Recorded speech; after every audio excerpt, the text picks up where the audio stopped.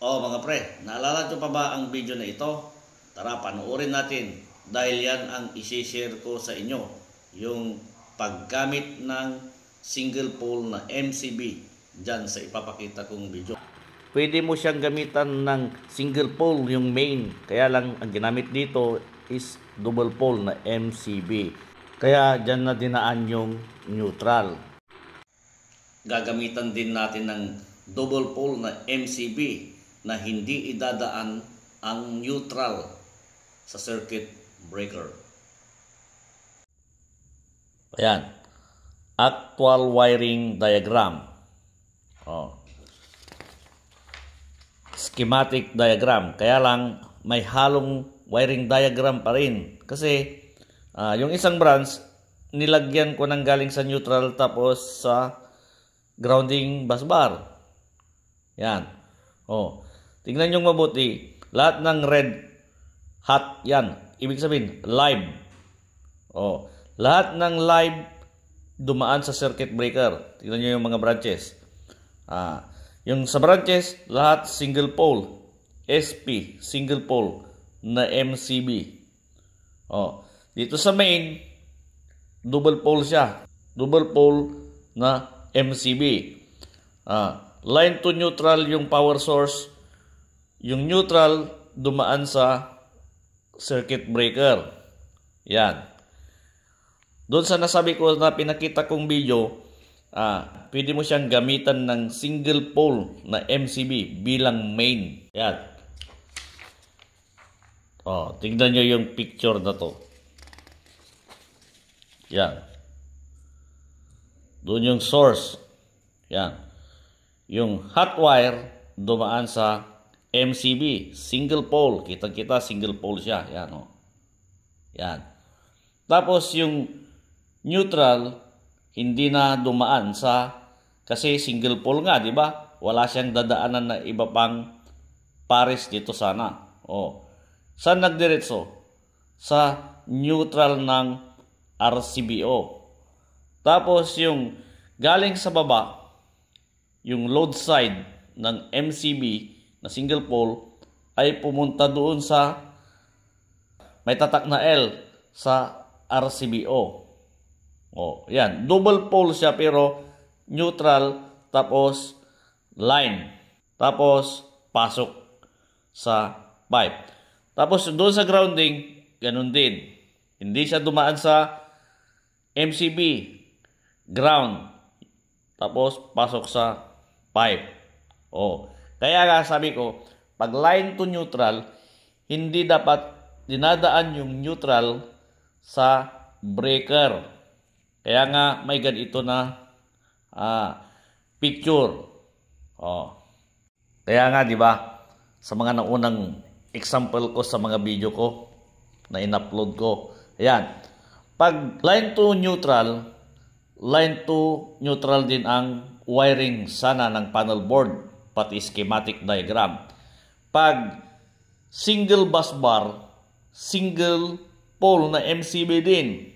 Tapos, yung pares ng breaker sa isang butas, magiging dalawang branch yan. Ngayon, kung double pole, ang gagamitin mo, gagamit ka ng double bus bar, hot bus bar.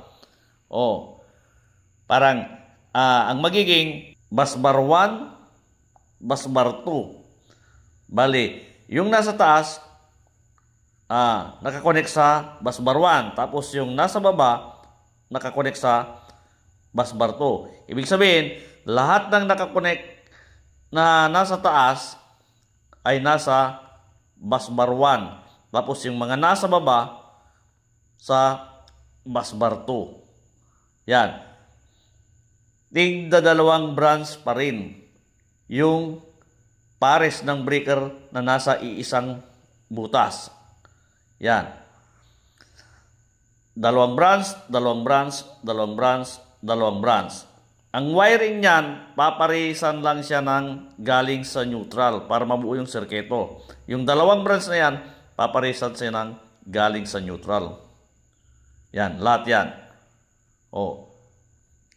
Yung double pole, may jumper yan para supplyan yung busbar 2. Diba?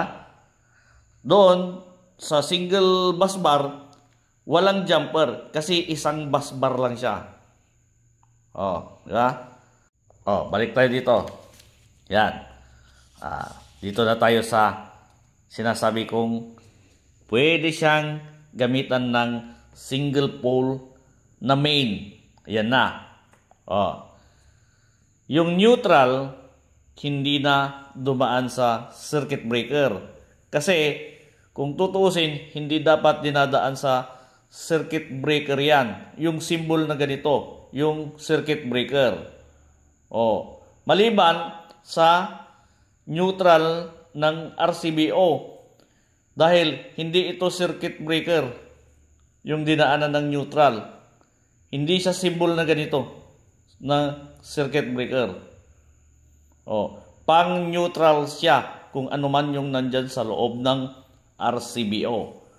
Tapos sa baba, kukonek siya sa neutral busbar. Para dyan kukonek yung papares sa mga hot. Katulad ditong nasa unang branch. Yan Yan. Galing sa neutral. Siya yung bubuo ng sirkito. Yung red and blue, siya yung bubuo ng sirkito. Maliban doon sa green, na kung saan ang function niyan ay grounding. Kaya nakakonect siya sa grounding busbar. Yan. Pwedeng single pole na MCB yung main. Ngayon, paano naman pag double pole yung main mo na MCB? Ganito dapat yon. Yan. Yan.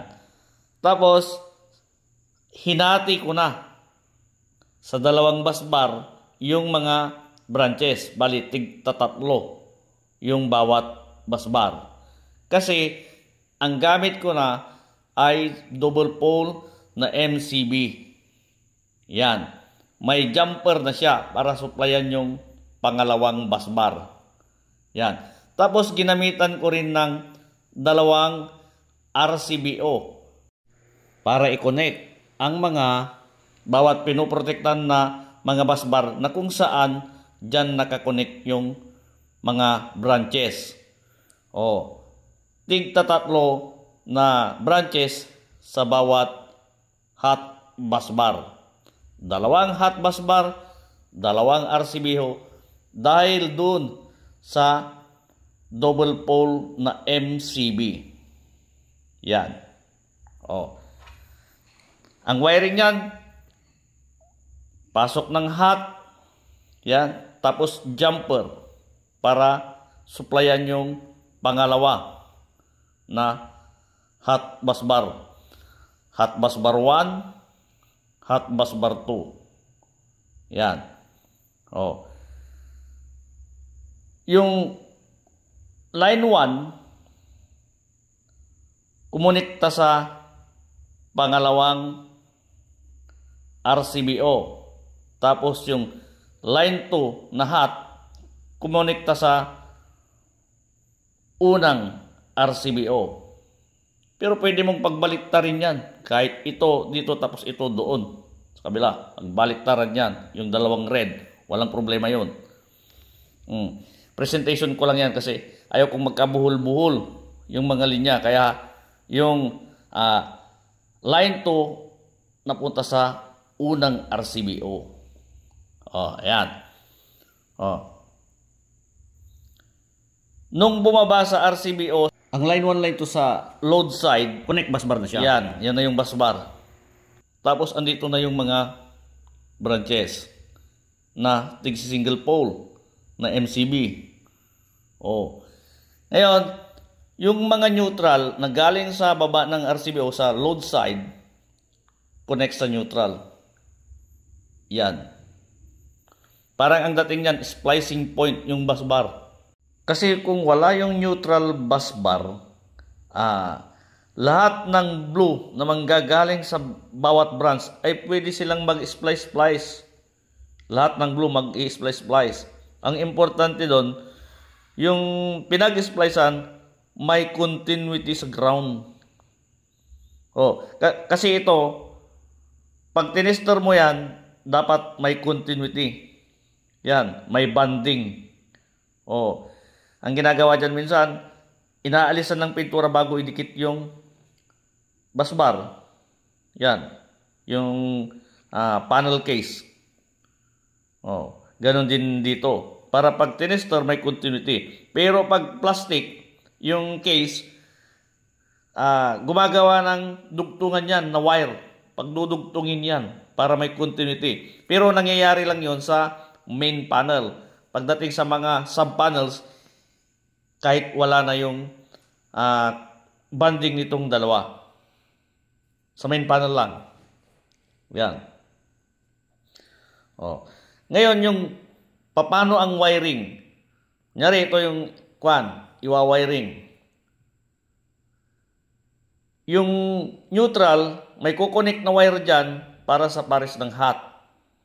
Ganon din sa grounding busbar para sa grounding. Yan. Yung branch na ito, parehas lang ang mangyayari dito. Ganon din sa iba pang mga branch. Yan. Ngayon, tungkol naman sa mga busbars. Ito yon. Pag ang drawing mo, ganyan, ito yung busbar na yon. Ito yon. Ngayon, pag jumper-jumper, katulad nito, yan, jumper-jumper, ito yon. Ito ang mga yon. Yan. Wire. Wire na kinurba-kurba. Okay, wire na putol-putol para jumper-jumper. Katulad dito. Yan Pero may mga sample akong video na ganun. Ginawa ko na sa actual yan kasi. Kaya kung gusto nyong makita, panoorin nyo yung video ko. Gumamit ako doon ng single phase busbar hanggang 3 phase na busbar. Nag-wiring din ako ng mula single phase na busbar gamit ang wire hanggang 3 phase gamit ang wire na busbar. Yan.